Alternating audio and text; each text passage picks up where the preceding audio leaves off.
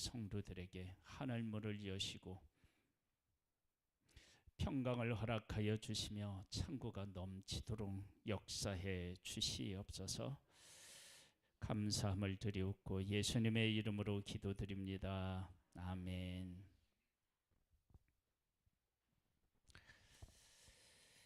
역대하 20장 말씀을 보겠습니다.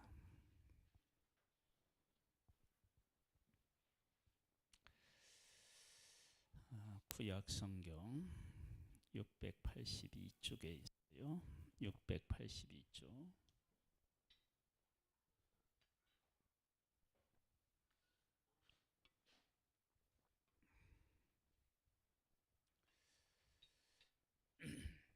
여호사밧 왕에 대한 이야기인데요. 여호사밧 왕이 어떤 일에서 이런 고백을 하느냐? 그러면 전쟁을 앞두고 백성들, 전쟁을 하는 그 군인들을 향하여 이와 같은 고백을 합니다. 이제 그 고백이 오늘 본문인데요. 제가 한번 읽어볼게요. 이에 백성들의 아침에 일찍 일어나서 드고와 들로 나가니라. 나갈 때 여호사밧이 왕입니다. 서서 이르되 유다와 예루살렘 주민들아 내 말을 들을지어다. 너희는 너희 하나님 여호와를 신뢰하라. 그리하면 견고히 서리라. 그의 선지자들을 신뢰하라. 그리하면 형통하리라 하고 백성과 더불어 의논하고 노래하는 자들을 택하여 거룩한 예복을 입히고 군대 앞에서 행진하며 여호와를 찬송하여 이르기를 여호와께 감사하세 그의 인자하심이 영원하도다 하게 하였더니 이 노래와 찬송이 시작될 때 여호와께서 복병을 두어 유다를 치러 온 암몬 자손과 모압과 세일산 주민들을 치게 하심으로 그들이 패하였으니 곧 암몬과 모압 자손이 일어나 세일산 주민들을 쳐서 진멸하고 세일 주민들을 멸한 후에는 그들이 서로 쳐 죽였더라. 어떻게 전쟁을 하는데 싸울 생각은 하지 않고 찬양대를 세워서 찬양할 생각을 했을까? 이걸 우리가 일상적인 용어로 바꿔 얘기하면 미쳤다 그러는 거예요. 어떻게 전쟁에서 나가서 싸울 생각은 하지 않고 노래할 생각을 할 수 있었겠습니까? 그러니까 믿음을 가지고 있는 사람은요, 때로는 상상 못할 일을 하는 사람입니다. 여러분 전쟁에 나가서 노래하면 그 미친 거죠. 정신이 온전한 게 아니에요. 여러분 하나님을 믿고 하나님을 따르는 사람의 인생은요, 매번 그럴 수는 없지만 때로는 사람들이 봤을 때 저 사람 혹시 미친 거 아니야? 여러분 이런 것을 들을 수 있는 어떤 것들이 있어야 됩니다. 제가 칼럼에 썼는데 여러분들도 그 유튜브나 이런 곳에서 혹시 그거 접하셨어요? 포도나무 한 나무가 포도나무 나무 하나예요. 이 한 나무가 가지를 뻗쳤는데 그 뻗친 면적이 얼마나 되냐면 300평. 포도나무 하나가 거기에 열린 포도송이가 4,500송이래요. 안 믿겨지죠?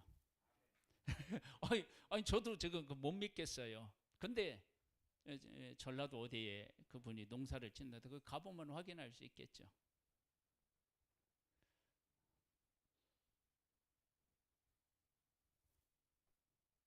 근데 그분이 일반 사람들이 농사 짓는 것처럼 그렇게 농사를 진 거예요. 농약하고.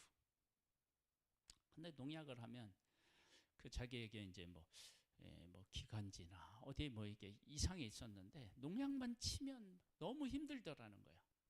그래서 그 농사를 계속 지려면 내가 농약을 하면 안 되겠구나. 아니면 다른 직업을 구해야 되겠다 이런 생각을 하다가 친환경 농법을 접하고 나서 농약을 치지 않는 그러한 농사를 짓기 시작했다는 거예요. 근데 그때는 친환경 농법이 보편화되지 않아서 사람들부터 손가락질을 받았다는 거예요. 미쳤다고, 그러면 안 된다고, 망한다고 막 이런 소리를 들은 거예요. 그런데 그분이 어떻게 하면 건강한 먹거리를 만들 수 있는지를 연구하고, 그래서 연구를 해서 그렇게 어마어마한 포도나무를 가꾼 거예요. 근데 이제 가꾸는데 제일 중요한 게 뭐냐 그러면 영양분이겠죠. 퇴비를 만드는 일. 퇴비를 만들어서 어떻게 줘야만 영양분이 제대로 갈 수 있는지 이런 것들을 연구해 가지고 그렇게 큰 포도나무를 만든 거예요. 우리 한번 가봐야 될 것 같아.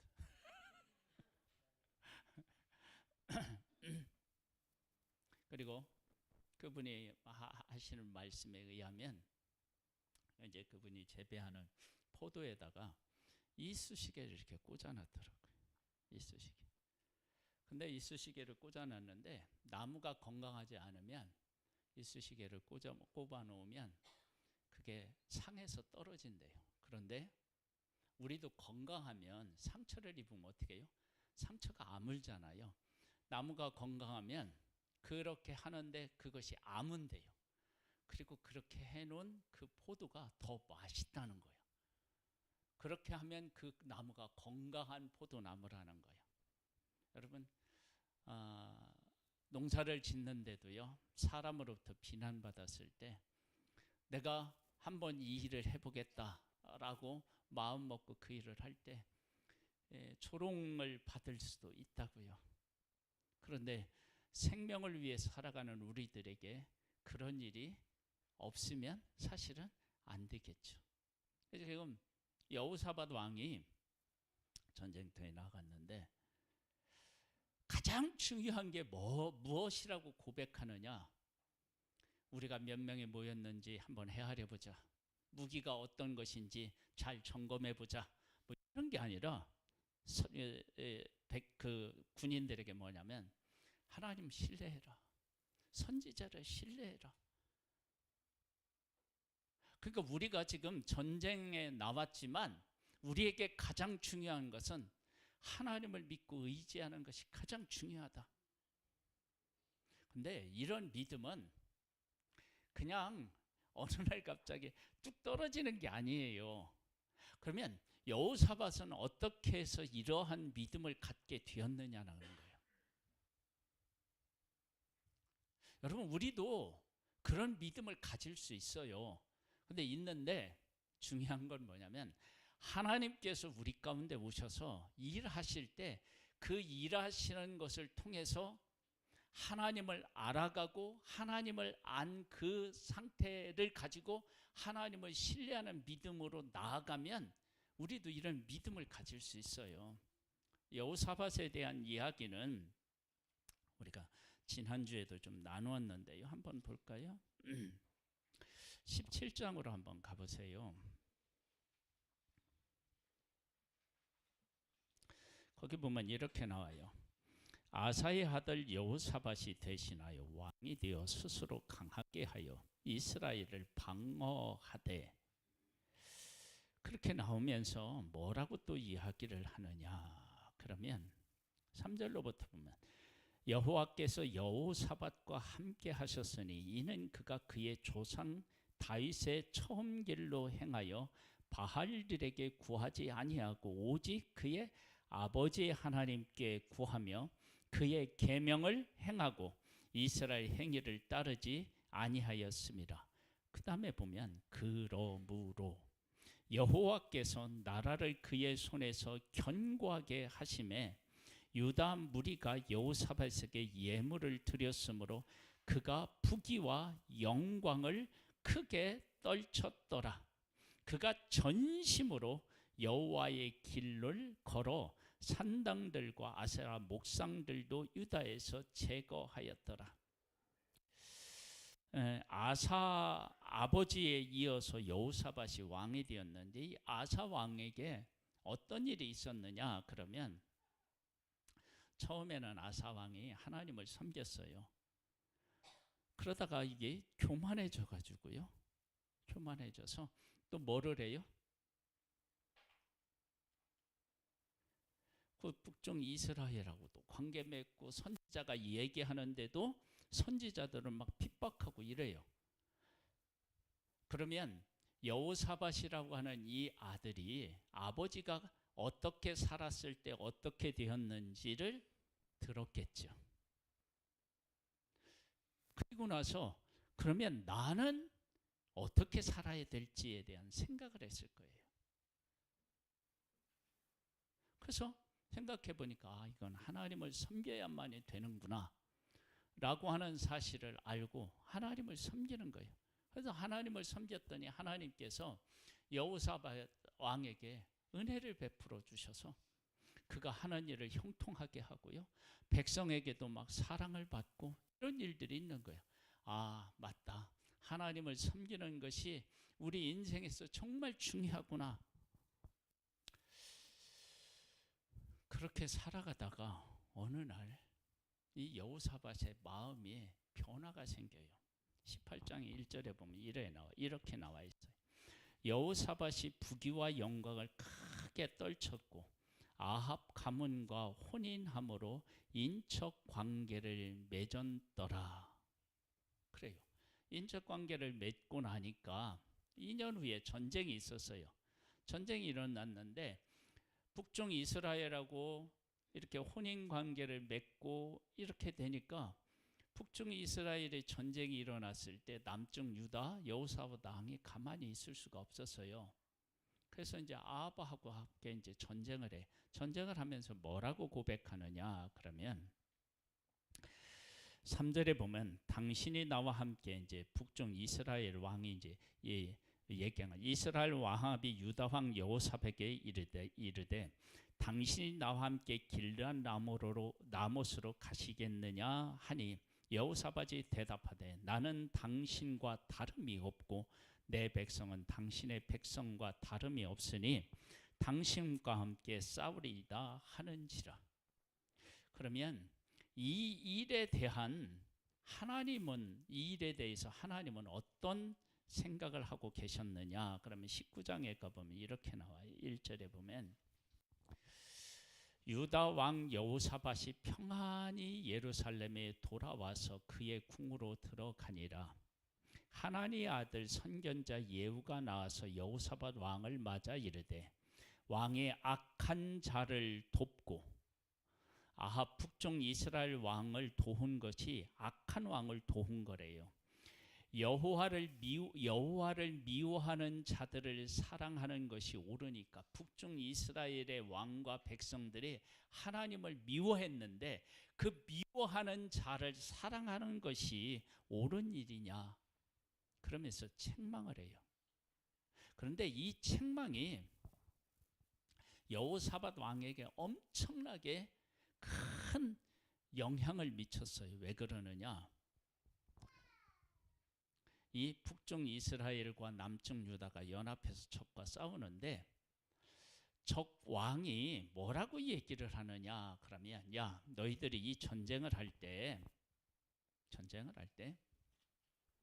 아합하고만 싸워라. 다른 사람과 싸울 것도 없다. 그러니까 아합만 죽이면 이 전쟁은 끝난다. 그렇게 여긴 거예요. 그러니까 북쪽 이스라엘의 아합 왕 시대에 가장 이 아합 왕이 가장 악했는데도 불구하고 하나님께서 아합에게 은혜를 베풀어줘서 강한 나라 그리고 리더십 있는 왕 이렇게 하나님이 삼으신 거예요. 근데 그런 은혜도 모르고 자기가 잘나서 그런 것을 하고 교만했던 거예요. 그래서 저기 왕이 아합을 죽이라고 명령을 내렸는데 이때 또 공교롭게도 어떤 일이 있었느냐 그러면 아합이 나는 평상복을 입을게. 이스라엘 남쪽 유다 왕 너는 왕복을 입어라. 그러면 저기 봤을 때 왕이 누군 줄 알아요? 남쪽 유다 여호사밧 왕이 왕인 줄 알 거 아니에요. 그러면 여호사밧 왕이 뭐가 되겠어요? 타겟이 되겠죠. 그런데 참 놀라운 것은 이 아합 왕이 얼마나 사람들에게 유명했는지 목소리를 딱 들어보면 저게 아합 왕인지 아닌지를 알 정도로. 그래서 여호사밧 왕을 쫓아갔는데 여호사밧 왕이 막 도망가면서 뭐라고 했나 봐요. 그랬더니 목소리를 들어보니까 아합 왕이 아닌 거예요. 야, 그쳐라 그쳐. 그리고 그 아합 왕을 쫓치는 것을 그만두거든요. 근데 무심코 어떤 사람이 활을 쏘았는데 아합이 맞은 거예요. 그래서 아합이 죽어요, 그 전쟁에서. 그렇게 한 후에 여기 이 내용이 나오는 거야. 뭐라고 나오느냐? 19장 1절에 유다 왕 여호사밧이 평안히 예루살렘으로 돌아와 그의 궁으로 들어가니라. 그 전쟁에서 사실은 여호사밧 왕이 죽을 수밖에 없는데 평안히 돌아올 수 있도록 하나님의 은혜를 베풀어 주신 거예요. 그때 하나님이 선견자를 보내서 야, 왜 너 악한 자를 돕고 하나님을 미워하는 자를 사랑하느냐? 그 얘기를 듣는 순간 이 여호사밧이 정신이 번쩍 난 거예요. 내가 하나님을 섬겼을 때 하나님께서 우리나라를 평안하게 하시고 백성들에게 사랑을 받아서 부귀와 영화를 떨치도록 하나님이 영광을 떨칠 수 있도록 하나님이 하셨는데 내가 하나님이 미워하는 자를 사랑하고 하나님을 사랑하지 않는 자를 내가 사랑해서 위기에 처했었는데 하나님이 나를 구원해 주셨구나. 그걸 깨달아 알고 이제 하나님 중심으로 살아야지. 그런 생각을 한 거예요. 그러면서 어떤 일이 있었느냐? 그러면 4절에 보면 19장 4절에 보면 여호사밧이 이렇게 얘기해요. 여호사밧이 예루살렘에 살더니 다시 나가서 부엘세바에서부터 에브라임 산지까지 민간을 두루 다니며 그들의 조상들의 하나님 여호와께로 돌아오게 하고, 여기 보면 다시 나가서 그렇게 나와요. 그러면 전에 이 일을 했었는데 일정 기간 어떻게 해요? 중지했었던 때가 있었다는 거예요. 그러면 그 중지했던 때가 언제겠어요? 아합하고 같이 전쟁을 하고 혼인하고 이러다가 중지했겠죠. 그리고 그것이 얼마나 위험한 일이었는지를 깨달아 알고 다시 백성을 하나님의 말씀으로 가르친 거예요. 이렇게 가르치니까 하나님께서 이들에게 어떻게 하겠어요? 복을 주시겠죠. 그런데 하나님이 복을 주시는데 하나님은 그냥 복을 주시는 게 아니라 진짜 그 사람들이 하나님 앞에 섰는지 안 섰는지를 확인하셔요. 그래서 어떻게 되느냐? 20장에 모압과 암몬 전과 마흔 사람들이 함께 와서 여호사밧을 어떻게 해요? 치는 거예요. 세 나라가 연합해서 남쪽 유다를 치는 거예요.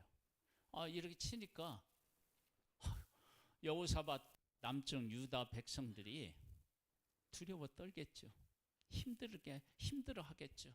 그때 인간적으로 보고 느낀 것에 머물지 않고 하나님의 말씀으로 가르치고 하나님의 말씀을 배웠잖아요. 그러니까 이때 하나님 앞에 나아가서 기도해요. 하나님, 이 환난에서 우리를 구해 주세요. 우리를 구해 주세요.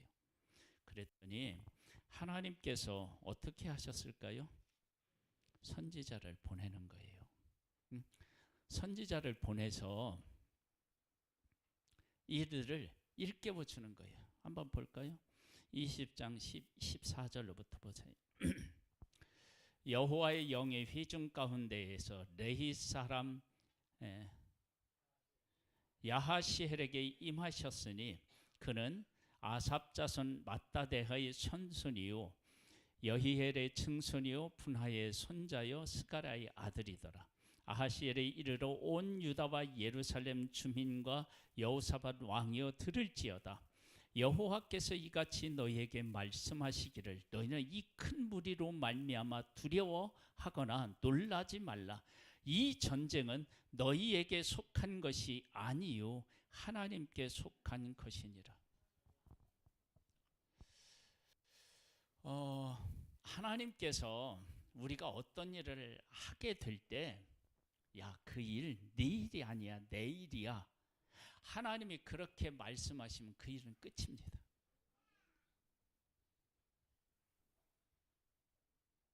그래서 우리가 인생을 정말 승리로 살아가려면 어떻게 살아가면 되느냐? 내 일을 누구 일로 만들면 돼요? 하나님의 일로 만들면 돼요.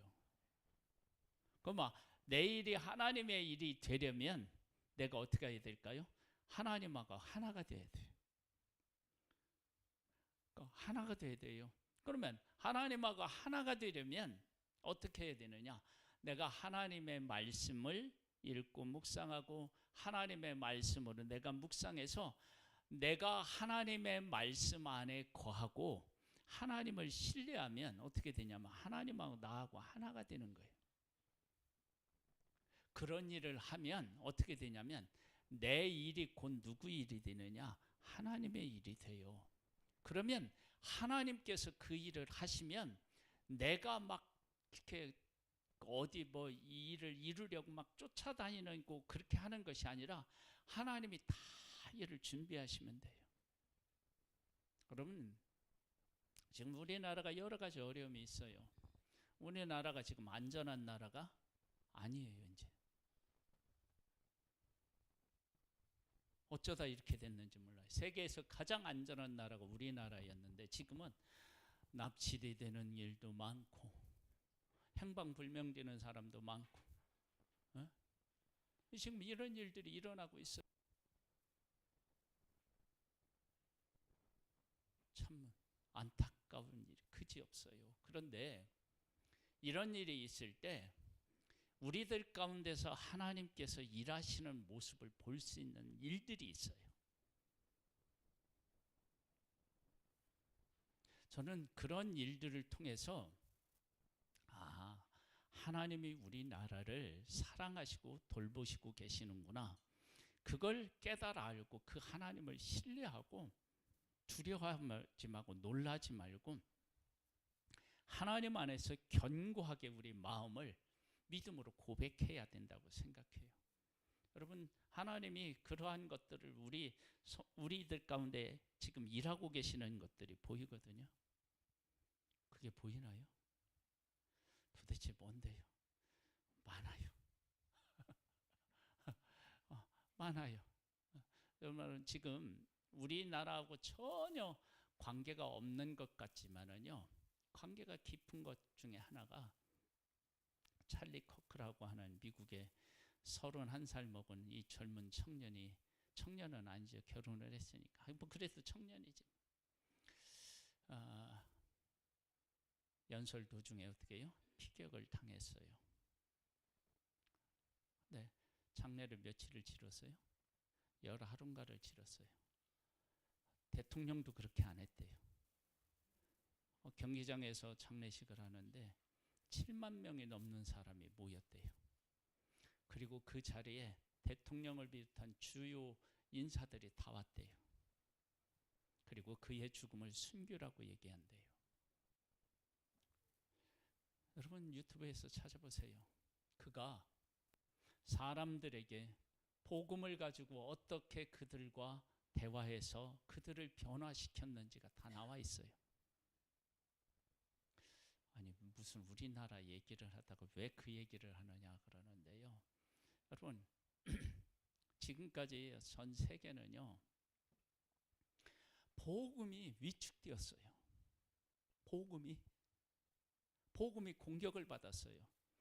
영국인가요? 에서는요. 목사님이 성경을 읽는데 공원에서 성경을 읽는다고 목사가 성경을 읽는다고 붙잡혀 갔어요.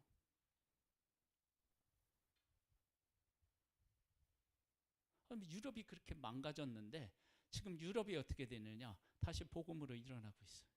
그리고 미국도 지금 복음으로 일어나고 있고요. 그런데 그 일에 함께 해야 될 우리나라를 하나님이 버리시지 않으실 거예요. 저는 그걸 믿는 거예요. 그리고 젊은이들이 지금 일어나고 있어. 깨어 일어나고 있어. 이런 일들을 보면서 여러 가지 어려운 일들은 있지만 우리가 하나님 안에서 하나님을 신뢰하며 나아가는 거예요. 여기 보면 여호사밧 왕이 그런 일들을 겪으면서 우리가 하나님을 믿을 때, 하나님을 신뢰할 때 하나님이 우리를 위해서 일하시지, 이런 과정을 거치면서 여호사밧 왕이 전쟁 앞에서, 적군 앞에서도 이렇게 고백할 수 있었고, 더 놀라운 것은 적은 총칼을 가지고 그들에게 왔는데 찬양대를 앞세웠다는 거예요. 얼마나 하나님에 대한 신뢰가 크면 그렇게 할 수 있었겠습니까? 여러분, 우리는 지금 하나님을 얼마나 믿느냐의 싸움에서 이기면 우리가 이기는 거예요.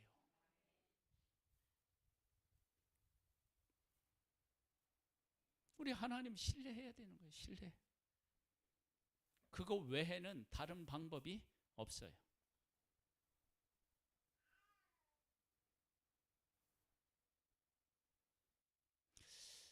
아브라함이 하나님을 얼마나 확실하게 믿었느냐 그러면 하나님의 독생자 이삭을, 독자 이삭을 번제를 드리라 했더니 번제를 드려요.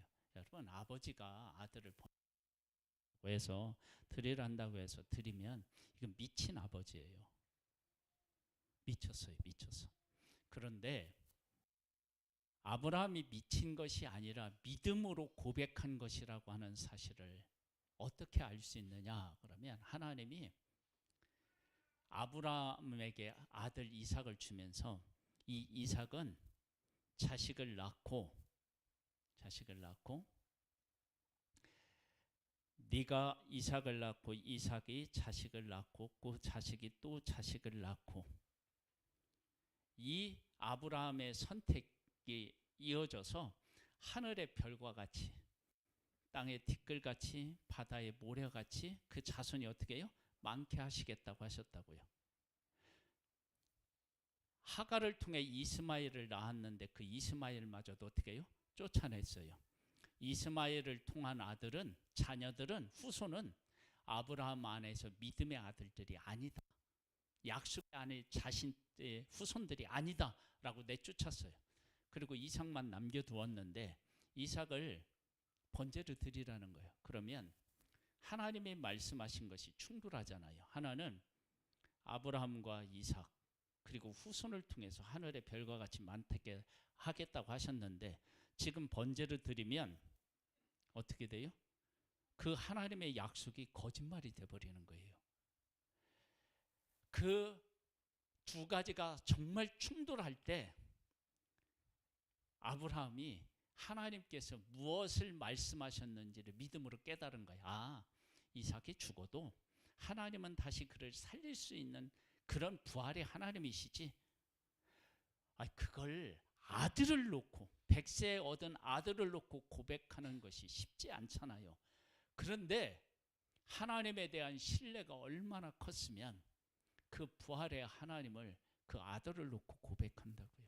지금 여호사밧이 전쟁을 적군을 앞에 놓고 하나님 신뢰해라, 선지자들을 신뢰해라, 이 전쟁은 하나님에게 속한 것이다, 그렇게 말로만 해놓고 뒤에 가서 떨고 있으면 그 고백은 가짜잖아요. 그런데 그렇게 고백해놓고 그 고백을 무엇으로 증명해내느냐? 찬양대를 세워서 앞에 보내는 거예요. 전쟁에서 이런 전법은 없어요. 예? 이렇게 싸우는 법은 없다니까요. 그런데 하나님께서 이 전쟁을 하게 하시겠다고 하셨으니까 그 하나님을 내가 찬양한다, 그 신앙 고백을 하고 찬양대를 앞서 보냈더니 어떤 일이 생겼느냐? 세 나라가 연합해서 남쪽 유다를 공격했는데 두 나라가 하나가 되어서 한 나라를 치는 거예요. 치고 났더니 이 두 나라가 또 서로 싸워. 그래서 이스라엘 백성들은 아무것도 하지 않고 전쟁에서 승리 얻었어요. 여기 나온 거예요.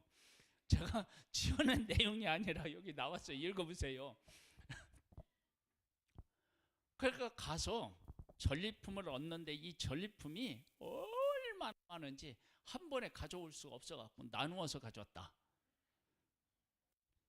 그게 이 말씀에 기록되어 있어요.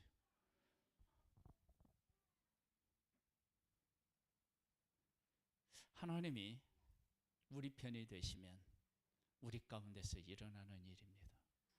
여러분, 이런 기적을 하나님께서 내 삶에 오셔서 일하시는 것을 통해서 그 하나님을 만나시고 그 하나님을 신뢰하고 그 하나님을 고백해서 이 놀라운 일이 내 삶에서도, 우리 가정에서도, 그리고 우리 교회에서도, 이 나라와 이 민족에도 일어나게 될 줄 믿습니다.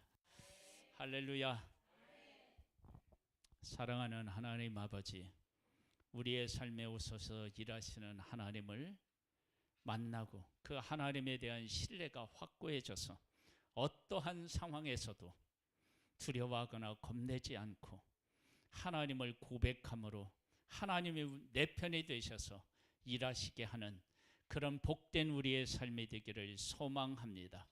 주의 영으로 우리를 일깨워 주시옵소서. 예수님의 이름으로 기도드립니다. 아멘. 일어나셔서 찬양을 드리겠습니다.